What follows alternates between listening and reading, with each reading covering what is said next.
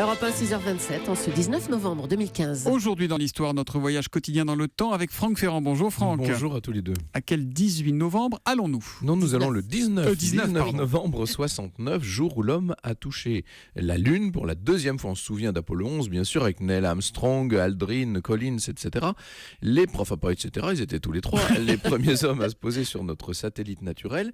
Mais qui se rappelle que 4 mois plus tard, l'équipage d'Apollo 12 a réalisé le même exploit. Vous avez démontré, Thomas, que plus personne ne connaît les noms de Conrad, Gordon, Bean.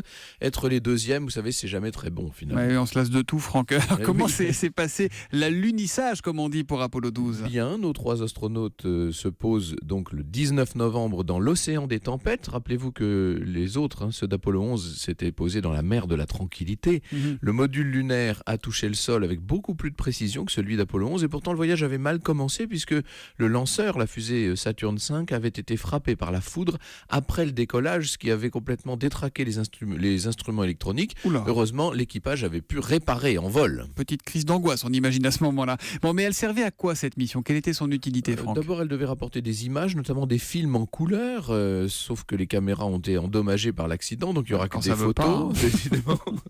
Ils ont rapporté également 34 kilos de roches, ils ont posé pas mal d'instruments de mesure sur la Lune, et puis ils sont rentrés sains et saufs le 24 novembre.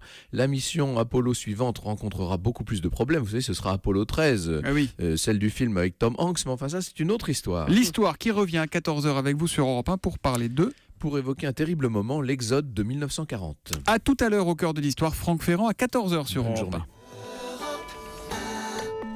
journée.